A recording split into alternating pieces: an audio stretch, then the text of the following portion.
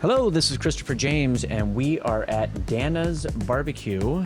I think that's what it's called, Dana's Barbecue over here, with Tim Haygood. Tim Haygood, welcome to the show, sir. Thank you very much. Thanks for having me, and I gotta say, I love the barbecue here. You do? Yeah, you live pretty close to I here, live so about a that's minute nice. away, so I sneak in here a lot. That's how I was. When I first moved to Branson, I lived right down the street, so this is where we came all the time. Awesome, awesome. But it's good to finally have you on. I've talked to your wife on the show, and she was interesting. I saw it. It was a lot of fun. I Yeah. learned a lot. You learned a lot Yeah. about her, though. Oh, yeah. I did, too. I thought that was really funny. But, so you, Mr. Tim Haygood, what show are you in? Well, it's a little thing called the Haygoods here in that's Branson. a coincidence. I don't know if you heard of it. That's pretty cool. Yeah. How did that work? That's cool. Yeah. Well, that's neat. But you guys have been in Branson for, what, 24 years? It's been a very long time. I can't even believe it when I talk about it. It just seems a little crazy. That's like a quarter of a century. Well, you know, I mean, you come here as a kid and you grow up and you learn and it just all of a sudden the years go by and boom, you're like 24 years later and here you are. I know. I try not to think about it because it just seems like a really long time. You know, like people retire after 24 years, you know? I know. It's crazy. Exactly. Before I was here, I hadn't been in a venue for more than like 2 years, or if that. And how long have you actually been on the 11 Branson years Bill? now. Oh, wow. This is my 11th season. So. Wow. So you're twice as old as me, basically. Well, a little bit. Sort of. that's It's a good hell. run, man. I mean, that's rare in Branson. It is very rare. Well, a few years ago, though, you guys were talking about going on the road.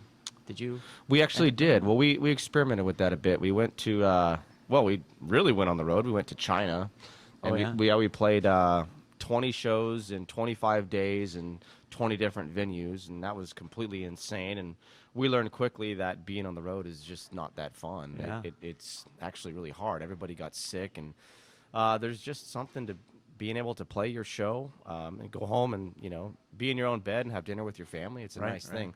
Now, some of my brothers are still experimenting a bit with doing stuff on the road, and they're going out and playing concerts. Dominic, in particular, he has an electronic music show that he goes out and does at colleges. I think he's done probably 15 or 20 of them so far, and he just does it to, I guess you could call it, you know, clear his palate, cleanse his palate, whatever you want to say, just of Branson, just to get out musically and do other projects. You kind of have to. Yeah, you do. It's a bubble here. I mean, there's no question. I mean, Well, it's that, but it's also the repetitiveness of it, because you Yeah. do a lot of shows. Oh, and, yeah. And we do a lot of shows. We do 400 and some a year. yeah. Well, we only do 130, so you're way more up on the repetitiveness scale. But still, I mean, your show is crazy. It's like you guys, the whole show. I do little bits in the show, but after a while, you get in that bubble. Like, you get used to working in Branson, and then I went on the road one year, and I felt a little bit out of touch, I guess.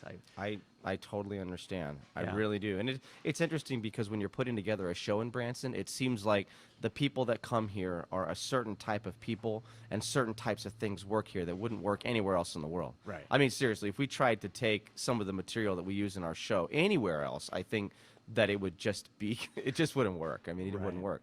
People that come here are just a very certain type of customer. Yeah. And I think that's taken us a very long time to figure out how to entertain those type of people, but also how to entertain people that are coming on bus tours that are 70 years old, and then right next to them is their granddaughter who's 15, and that's a tough thing to do in Branson. Well, you've been here a lot longer than I have, but just in the last 10 years or 5 years, the audiences have changed so much. And that is something that I really appreciate with you guys, is that you're trying new things, but you appeal to all ages at the show. But I know the younger audiences really enjoy the show because you use a lot of lasers and the latest technology, thanks to Michael, I think, there. He's amazing. He puts really cool stuff in the show, and he has some new things that he's working on right now that are going to blow everybody's minds. We're building our new show right now, but Holograms? Is it one of you guys' holograms? he's got some neat stuff. You know, that would be cool. He's if you got some guys very had cool stuff. footage of you guys when you were at Echo Hollow or something, right? You guys started at Echo Hollow? Is that right? We did play Echo for 1 year, yeah. So when you were out at Silver Dollar City, can you imagine if you could figure out how to do holograms where you interacted with yourself, do duets? Wouldn't that be? It would be incredible. It really would. It would be It's right there. amazing. That's But the you know, whole going idea. back to what you said about Branson, I think it's in the midst right now of just a huge transition. And the thing is that we've kind of ridden that wave. When we came to the Strip back in 2002, everybody thought that our show was just a little bit too exciting for the crowds that were coming here. I mean, I remember people in the industry coming to the show and saying, "Hey guys, listen, you guys need to tone that back. You know, Right. that 60s rock and roll, that's not really like what people in Branson want." Yeah, And exactly. of course, this was, a while ago, but everything has completely flipped, especially in the last 4 or 5 years. Yeah.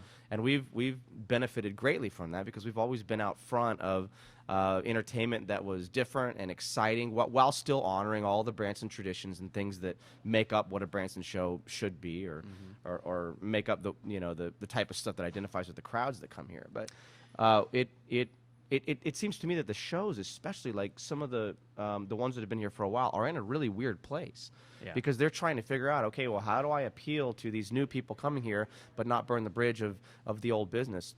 Right. The Chamber of Commerce actually said that shows last year were actually down a bit based on their figures, and I think that you may see a little bit more of that as this transition continues to happen. But I think the internet and just the attention span of some people. Oh my gosh, that's the problem. absolutely. Because- Well, it's our phones. I mean, you can get on your phone and watch the coolest stuff in the world. I mean, you can watch people like on the Red Bull channel doing quadruple backflips off of mountains with no safety gear. So you have to figure out, okay, well, why is this person going to be interested in seeing a Branson show? Like, how is this going to appeal to the type of person that can watch the coolest stuff in the world and has an attention span of maybe 2 minutes? I Right. mean, less than that even. And it's a very interesting place right now. It is because I hate that. I hate being at our show and looking out and seeing kids on their phones. I make jokes about it. I say, you paid $50 to sit here and be on Facebook. Yeah, it's the culture. It's weird, but It's very frustrating. But no matter what you do, and I know you've experienced this, you're going to have a core set of people, even some local people, that just don't want anything to change. Like, they don't understand that somebody that is 60 now was in high school in the 70s, let's say. And it was a different culture, let me tell you what. And so I think it's universal that the music that people enjoy the most is their music they heard when they were in high school. Absolutely. And so you have to keep moving forward. I was talking with Daryl Croy about this. He has the Jerry Lee Lewis show. And he was saying that even music from the 70s, sometimes people complain about it and say it's too new. They want the older music. But Yeah, and that's something that can be a real struggle. I mean, we will try to put in material that will flop immediately, and we'll pull it out of the show, and then we'll try the things that we thought, well, this may not go over really well, but we're going to try it, and then it just ends up like clicking with the surprising, crowd. isn't That is a weird thing, but what's interesting about that is that when the group Six came to town, they were singing songs that were much, much more aggressive than anybody else could get away with. But because it was a cappella and it was pleasing, and there wasn't a loud guitar that was assaulting all of your senses, they could do songs that were much more modern. I think that was one of the reasons why they succeeded on such a high level when they first came here. It was almost instant, like how fast that show took off.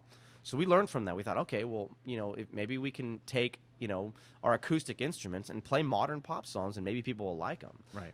And that ended up being something that's been a running thread in the show that we can appeal to all these different generations. But yeah, there's definitely two sides of the fence. I mean, you have the older folks that have been here forever and they're entrenched, and they want things to be a certain way. And then you have the kids that are coming here now, and even like you said, like kids now are like, what, 50, 60, that grew up and, sex, drugs, and rock and roll, and everything is different. Right. And if you're not in front of that, and if you're not appealing to that crowd that's coming here, you're not going to survive.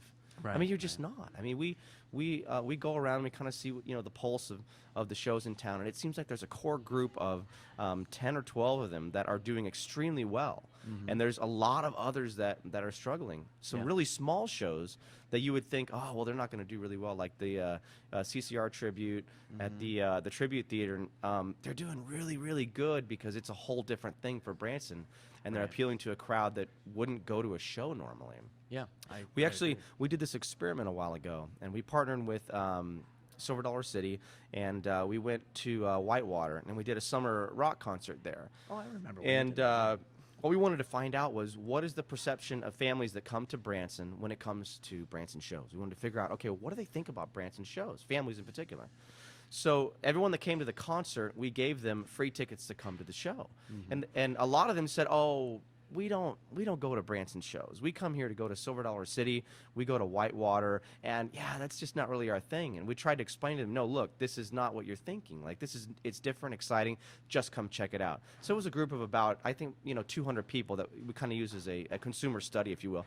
They came to the show. They watched it. Every single one of them. Oh my gosh, I can't believe that was in Branson. We're so surprised. We thought everything was, super countrified and a little bit hillbilly and everything else. And they ended up loving it. But that kind of gave us the clue that, wow, like we have a lot to overcome here to convince these families and people that are under 50, 55 that, hey, Branson is a place where there is really cool stuff that you can come and see. Exactly. And the cool part about that is I think the chamber is actually finally getting into that message. Yeah. They've resisted it for a while, but there's new leadership in there, and they are nailing that message now. Yeah. Yeah. We talked with Jeff, the president. Yeah. Of Oh, the yeah. chamber. He's amazing. And and definitely, and as you know, we have our TV show starting that is all about what there is for younger audiences to do in Branson. That's awesome that you're doing that, because we need that so bad. I think we do. And speaking of some of the internet and all of that, you probably have this problem with just people that troll some of the review sites. Oh, yeah. And you can tell, yeah. because I read reviews of the venues that I've worked at,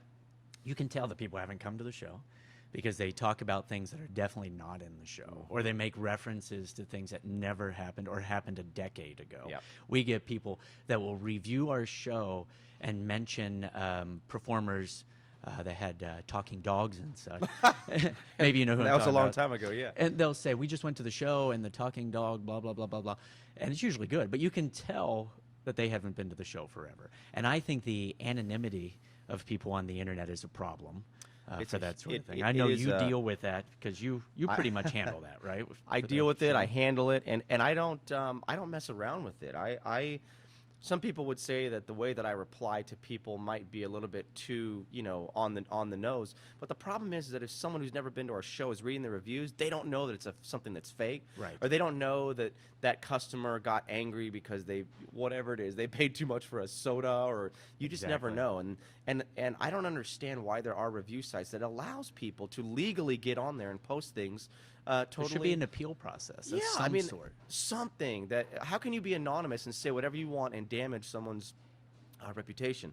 What we've discovered is that unless we actually tell people, hey, if you love the show, please help us spread the word, they're not motivated to say anything about it. They were a satisfied customer. They loved it. There's no reason for them to get on the internet and say, this was a great show. Yeah, people tend to complain more Oh than my God. compliment. The people that are mad are always going to go on and let others know about it. Squeaky wheel. Yeah, is they're what they say. so it's something that I fight with actually on a daily basis. Like It's I get a frustrating. report from Google and from TripAdvisor and Yelp, and anytime anybody posts anything, and some of the feedback is good. Now I appreciate feedback where it's like, well, I didn't like this, and if it's honest feedback, and it's like, well, that I didn't like that number in the show, I'll take it into consideration. Right. And there's no need to reply back to that because they're being honest. Yeah, constructive criticism. Absolutely. But when You need that. tell that somebody, they come to our show and the food was this, the weather. We actually had somebody one time write a review that was all positive, but they rated us low because it was too dark outside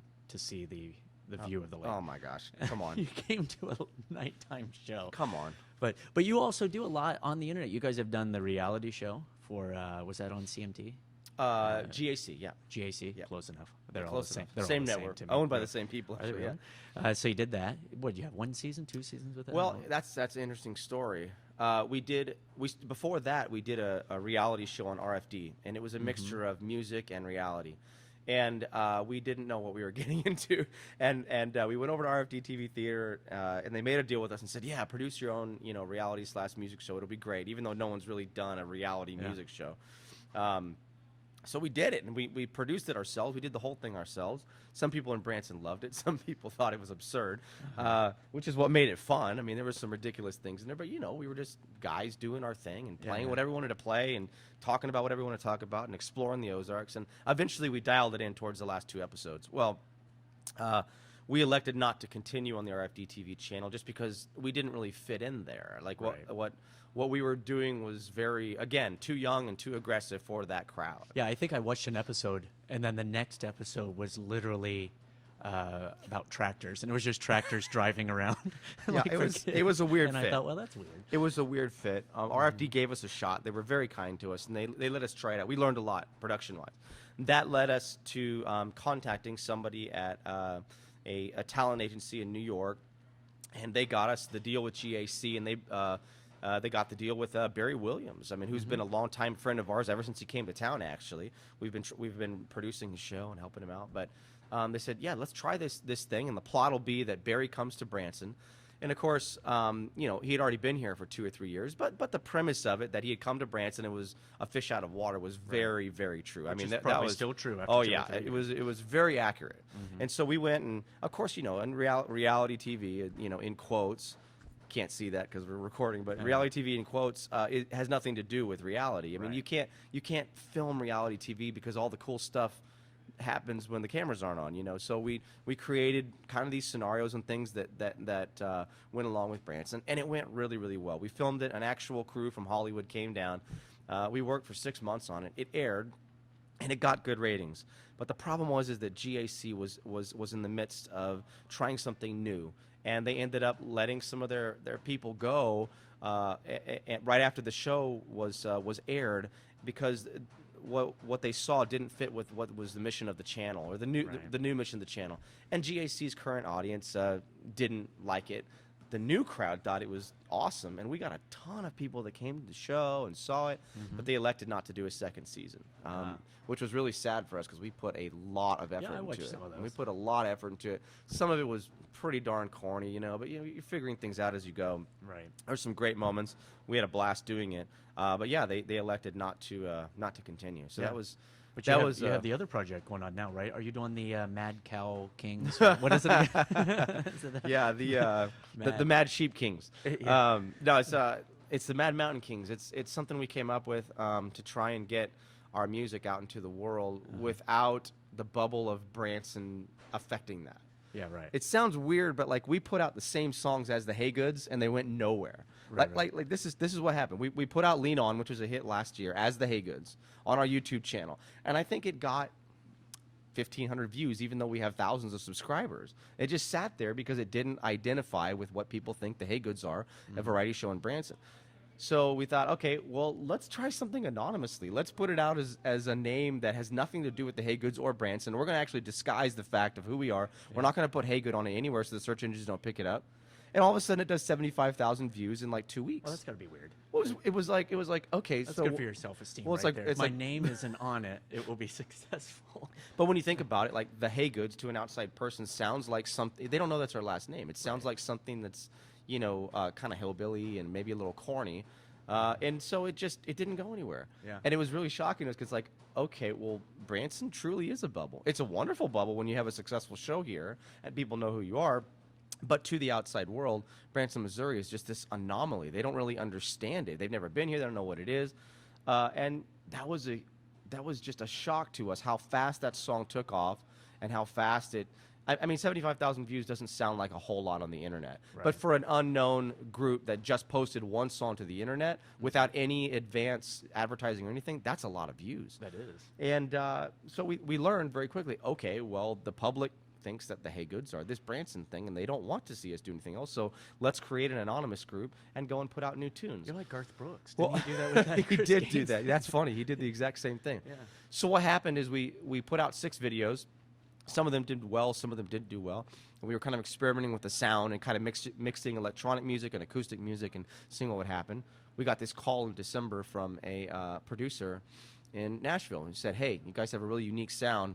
Let's talk, and maybe we can develop something with your own original music under a different group name, and we will take it to the labels and see what happens. And so that's actually what we're working on right now. We're cool. spending a lot of hours working on that, and that's why we haven't posted any new videos, because we have to write and create about 20 songs in about 3 or 4 months and get this information to him so that he can take it to the labels and see if we can get some traction on it. Right. So well, that's cool. Well, it's let's a talk huge about that, chance. Yeah. more here in a minute, but Cool. we're going to do a quick message from our sponsor, Dana's Barbecue. We'll be right back with Tim Haygood.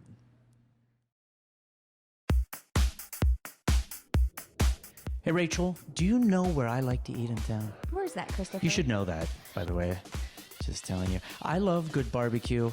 And man, when you mention barbecue in Branson, people mention Dana's. That's right. Dana's with 3 locations in the area. Welcome to Dana's Barbecue and Burger Shop for a taste of local old-fashioned barbecue cooking. That's what you want. You want local cooking, right? That's right. That's what you want. Nothing fancy, just the freshest, best barbecue in the area. And I think they have, 3 locations now? They have the one in Branson. They do. Which is where we're filming at today. And they have the Branson West. That's right over there where the kids used to go to school, if I remember right. And Kirbyville. Check out their restaurants. They're all family run and owned. And they like to think that they extend a warm family welcome to all of their customers. Isn't that nice? I feel welcome when we're there. Yes. How can you not? So check out Dana's. Give them a call and check out their hours and visit all of their locations there. Dana's Barbecue right there. What do we call it here? We call it the cow and the pig. That's what a lot of people call it. Right? You ever heard that? I have not. Well, that's okay. Apparently, I am the only one that calls it that. But be sure to go on and Google danasbarbecue.com. That's DANNAS BBQ.com. Big thanks to Dana's for hosting us out here today for the podcast. Bye-bye. Hey, we're back with Tim Haygood out here at Dana's. And we were talking about the Mad Mountain King and your opportunity you have coming up and writing your very own music and all that. People don't realize how hard that is because I do a joke because I try to do all original stuff in the show. I sometimes I buy routines, the gimmicks, but I write my own setups, my own scenes. You've seen it. Oh, yeah. And I tell people it's like having to invent a song, come up with a song, but invent every instrument to do that song. Does it make you as crazy as it makes me? Because I can't sleep if there's like a melody in my head and I can't figure out what the lyrics are, but I know it's a good melody. Like it becomes obsessive. Like it just drives you nuts. You know what I do? It drives everybody crazy I've ever been in a relationship with, is that at my house I tend to leave lights and everything on because I wake up at 2:30. Well, now I don't go to bed till 4 o'clock in the morning, but I wake up and immediately want to continue the thought I'm having in my dream or whatever. So I can just get up and walk into my little studio and start working. And you'll find me out there. I used to have a room in the house that was all mirrors so that I could stand in there and practice a magic routine and film it from every angle and see how it looks. Yeah, but obsessive. I know you're the same way. 'Cause I talked to your wife about it. Yeah, I mean, it's exactly the same way. Like she'll be having conversations with me about dinner and I won't be thinking about dinner, and then she'll say, "Okay, so what are you thinking?" I wouldn't have heard any of it because I feel really because bad. I'm just really far off in space. Like I'm trying to figure out the song in my head and get it done. And the problem with creativity is that you can't pressure it. It doesn't work like that. If you're feeling good and you're somewhere, all of a sudden this idea hits you. You have to get it down immediately. But when you sit down and try and schedule creativity, Oh, yeah. No. Yeah, I've written a few books, and it was like that. I would schedule time to write the jokes for the books.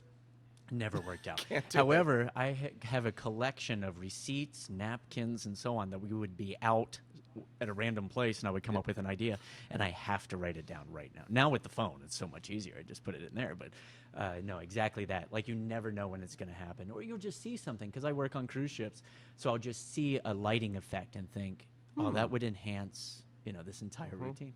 Something simple like that. But speaking of that, and being out and around and changes in entertainment, the reality shows that are out. You've got your, what do you have it, The Voice, which is pretty, I can't say anything bad about The Voice because I was in the traveling show this year and was one of the coaches, which is hilarious because I know nothing about music. But yeah, I was one of the coaches in the official traveling. I had no idea. That's amazing. It was pretty amazing because I knew nothing about music, so I would just recite things about the bridge and the melody, and I didn't know what I was talking about. Yeah, but you've been around show business long enough that you know what's good and what's not. Yeah, pretty much. And that was pretty much the gimmick that I used was, I may not know a lot about music, but I know about entertaining, and you were entertaining, blah, blah, blah. But you have The Voice, you have America's Got Talent, which comes to Branson quite often to recruit people. We had a wave, it's been like 6 or 7 years ago, where they came to the chateau and just had auditions. And ever since then, I've had them contact me almost every year. They do the same thing to me. Yeah, they call us every year. We're going to be on the show this year. I'm not a fan. Are you a Yeah, fan of those shows? I'm not, because it could destroy you, and I don't think, well, we don't need it, first of all, but I just, if we go on there and they don't like it or something else, it could ruin you for a long time. That's And what it's I all always based on say. that. And then they sign you these contracts that are, I mean, we had our attorney look over the contract, and he just said, well, if you want to sign your life away, go ahead, Pretty much. including your show in Branson and everything that you've built on your own. Exactly. They're going to take control and credit for that. And if your attendance goes up at your show in Branson from America's Got Talent, or if it goes down, it doesn't matter. They're going to get their piece. And it's Yeah. like, I've spent 24 years trying to build something. Why would I give you guys a piece? I mean, Because maybe after the show, people say this to you. They're always coming up to me and saying, "You should be on America's Got Talent," or "You should do this or that." Yeah. And I try to explain to them, I appreciate the compliment. To them, that's a compliment. Yeah. But I have a show and I have a career. If I was somebody trying to get in the business, I would look at that, as an option. But I think it's really sad now that in music, people rate it as, I've heard people hear a new band and they say, well, were they on America's Got Talent? Or how did they do? That's how they rate it now. Can you imagine if the Beatles, the Rolling Stones, all these people had to go on America's Got Talent? oh, back then? they wouldn't They would have flopped, they wouldn't right? do it. Yeah, I mean, Because they wouldn't have had the look back then. They would have been too different. everything is disposable now, especially when it comes to music. I mean, I can bring up, and this is just shocking to me still, but I can bring up Spotify and I can listen to anything in the world instantly for free. I mean, for free. And supposedly, like, I've had stuff on Spotify and I've earned like 7 cents from, 12,000 plays or whatever. And so they say they pay people, but it doesn't really work like that. The only way to make money in the music industry is through the live shows. I mean, album sales have plummeted. iTunes is not even being used anymore. And the Haygood Bears. You well- make money off them. You can make money off Haygood beers.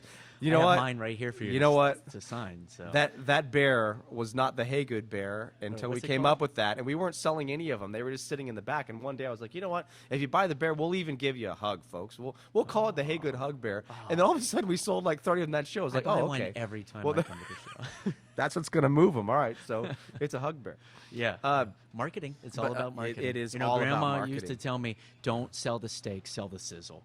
That's Like, get people to want it. And Yeah, so that's I what you mean, do. They, that's they want, absolutely they want a that's hug from you. absolutely what it is. That's absolutely and what you said with the music business, going back to the Mad Mountain Kings. I mean, it's a real problem. Like, how do you get original material out there? Because even now, it's still controlled by the record companies. I mean, YouTube still it is controlled in a large part by the people that pay them. Right. And if Warner and all the rest of these big companies and Sony, they pay them to promote these artists. Yeah, and that's who makes the money, are the producers of these shows, for yeah. example. And because basically, if you look at The Voice, America's Got Talent, I don't know what the other ones are, but they're getting talent for free. They're not hiring writers. No, They're it's not brilliant. hiring talent. It's for brilliant. them. And plus, it is a commercial that airs every week, and people pay to vote, or whatever. I think you Yep. pay to text Yeah. in.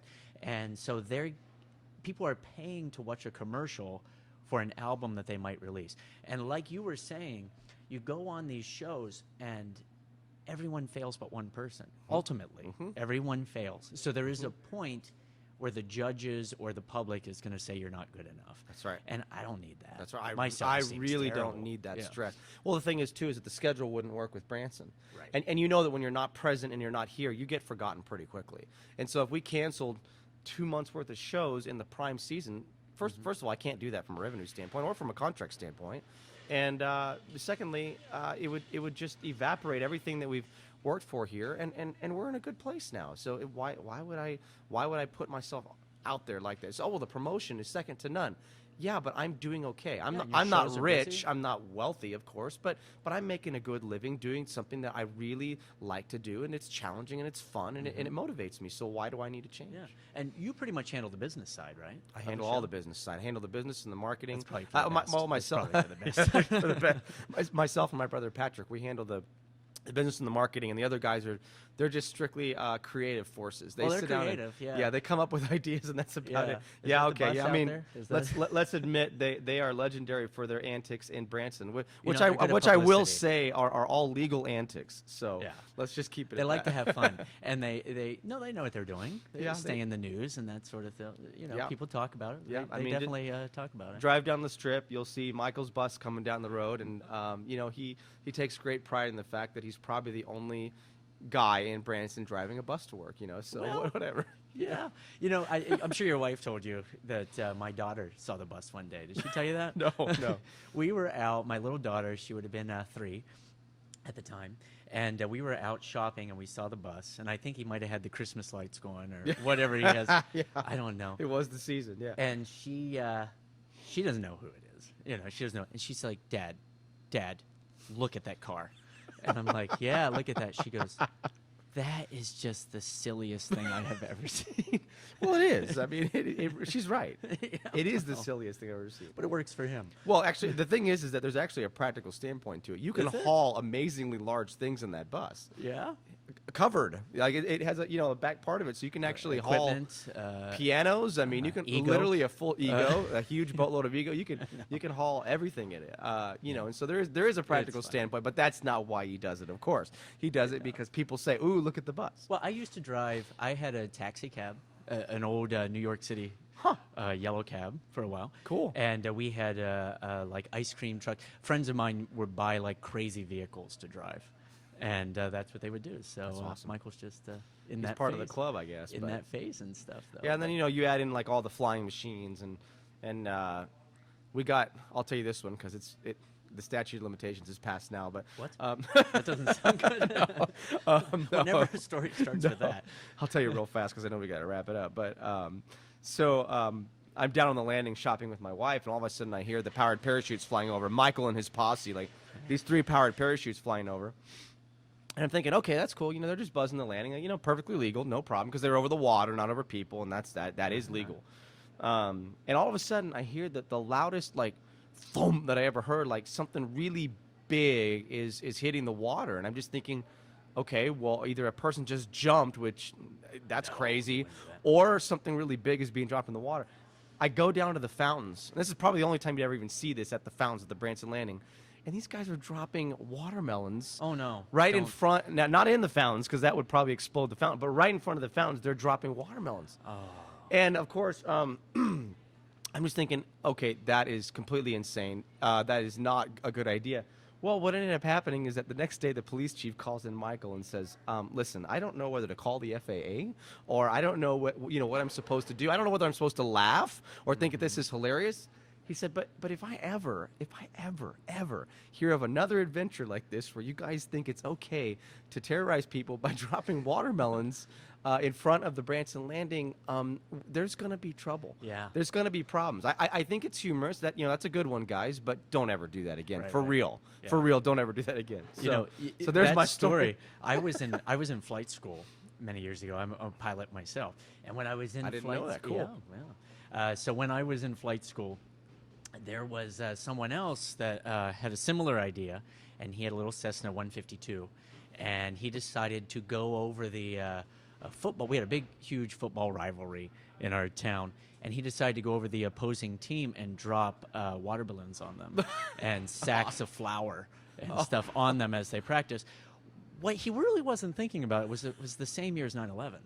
Oh, my gosh. And yeah. so, that's probably not a smart idea. Oh, wow. It became a huge incident that involved the FAA Oh, and the wow. FBI and the flight school I was going to. Everything So, everything yeah, has you might tell him changed, no more, Yeah. no more watermelons. Maybe like kiwis or something. Yeah. It seems like what used to be considered antics, like even 10 years ago, you can't get away with now. Everything's just so much more serious, No.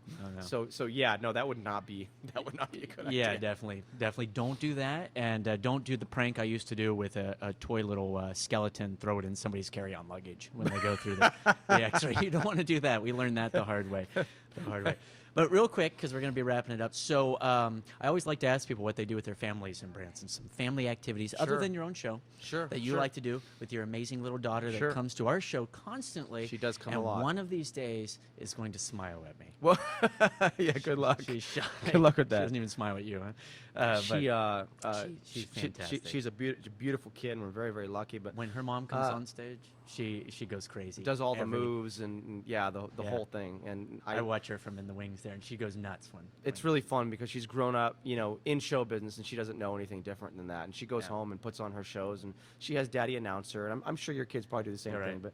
But she comes out on her little stage that we've built, and she sings "Let It Go" and does all this stuff. But We like to go to dinosaur golf. Like dinosaurs are her thing right now. So we Yeah. go to the dinosaur golf that's behind the Grand Palace. We enjoy that a lot. That's fun. Does she like when the volcano does the fire? Do they still do She that? likes it a whole lot. See, my kids don't they, like They that part. kind of terrify her. You know, like the dinosaurs kind of terrify her, so she won't get close to them. But at the same time, she's excited about it. Right, So she's kind of caught in the middle. It's a weird age, I guess. But That's how I feel when I come to your show. yeah, I got you. She loves Dixie Stampede, Oh, yeah. more than life itself. Like she loves the food, but she also just loves the horses and the whole thing. She actually has a Dixie Stampede play set at her house, and so she has like the Really? little animals. And I didn't know they made and, that. yeah, My they kids will do. have to They get do. that. They We're have going there tonight, actually. They have so- a longhorn cattle in it, and she's telling them all about longhorn cattle and how you have to be very careful because the horns can sting you, is what she said. Oh, yeah. well, So that's kinda we just went to Moses, and we've seen some of the other productions there, which are absolutely amazing. We love going to Clay's show every year and checking out all of his new stuff. And I don't say that just because I'm in his theater. Like Clay actually he's got a very It good is show. a good show. You know. I've been to it. We went last year with my daughter. Well, you need to check it out this year because they've really kicked it up. Let's not push it. Well, I was very, very impressed. Like, it was fun to watch. We like to eat out, and just enjoy ourselves out at Arnold's, Arnie's barn. Your top of wife's the always rock. telling me I've never been there, and she constantly asks me. So have you gone there yet? Yeah, So you have got to gone go. there It's yet? it's good food. It's good. Well, the atmosphere is amazing, and it's really good food. So she loves Top of the Rock, and then of course Devil's Pool Restaurant out at I'm forgetting. The resort out there. Yeah, it's You're- Big Cedar. Yeah, Big Cedar Lodge. Yeah, for Yeah. some reason I couldn't think of that. And then we Dana's? also You love like Dana's? we love Dana's barbecue. Absolutely. Actually, I get the chicken from here and take it to the house all the time. Oh, there you go. And then we like just like walking on the trails and hiking and everything else. Yeah, she So, outdoorsy. She Your loves. daughter? Oh yeah, Yeah. a lot. Kids are starting to get into that. We're starting a new Sunday ritual. That's our day off, where we are going to do something outdoorsy like that. And so we're Awesome. getting them little magnifying glasses and backpacks, little explorer packs. I love And it. we go out and they love photography. They take pictures constantly. So we got them their own little digital cameras. That's and so really they cool. do all these photos and stuff. And That's really fun. It's pretty That's cool. really fun. And, yeah, she loves it just like they do. Yeah, that's I mean, and Branson is a great place for that. I mean, there's tons of trails and cool things you can go and see. That she'll have to come on. We're, for the kids show for television, we have one of the nature experts coming on from the park system around Cool. here. And her name is Kirby Bridges. You might know Yep. her. Oh, yeah, yeah. And she's going to bring in different snakes and spiders and stuff and just Oh my gosh, tell the yeah. kids Call me. about it. Call me. She would yeah, love we that. should do that. Maybe She she would would actually absolutely love that. talk to me then. I don't know So- about that. She's She's just funny at because that she age. gives a little smile, Yeah. but she. She will eventually. She doesn't even like some of my brothers, so it's okay. Well, I don't know what to say to that. She doesn't even. Does she get to ride in the bus? She won't Has talk she to ever ridden Patrick. in the bus? No, she's terrified of it. She won't Yeah. talk to Patrick. Everybody's terrified of it. Yeah, so. well, like Patrick tries to give her a hug and she just runs. Yeah, well, Well, she's smart, I guess. Yeah. I don't know. But I want to thank you for coming on the podcast. It's fun. It's nice to finally get to talk to you. Yep, we've And, been working on it for a while. we I have, must but admit. we're both, Actually, like, you've been working on it, insanely- and I've been really busy. So I'm so glad I could get here. Yeah, it's a lot of fun. And we are going to get you guys involved in the show. You were nice enough to help our junior reporter, Cashton. He was awesome. He's pretty cool. And you guys are nice enough to let us do a little field trip with some of the kids. You bet. You Hopefully bet. coming up with all bet. the lasers. Maybe they can get a picture at the bus. Oh, we can do it if you want. Well. the parents might be like, what are you doing with these kids? Yeah, but I think it'll be fun. So I appreciate all you do for Branson. Well, we appreciate what you And, do for Branson, well, thank spreading you the very word. I mean, much. this whole thing is really, really cool. So glad to be a part of it. Well, thank you very much. And this is Christopher James with Timothy Haygood with one final word from our sponsor. Thanks for listening to All Things Branson. Go to the website, allthingsbranson.com, and also on Twitter at All Branson, the Facebook page, All Things Branson, and stay in touch on iTunes, of course. This is Christopher James. Thanks for listening, and bye-bye. Hey, Rachel, do you know where I like to eat in town? Where's that, Christopher? You should know that, by the way. Just telling you. I love good barbecue. And man, when you mention barbecue in Branson, people mention Dana's. That's right. Dana's with 3 locations in the area. Welcome to Dana's Barbecue and Burger Shop for a taste of local old-fashioned barbecue cooking. That's what you want. You want local cooking, right? That's right. That's what you want. Nothing fancy, just the freshest, best barbecue in the area. And I think they have, 3 locations now? They have the one in Branson. They do. Which is where we're filming at today.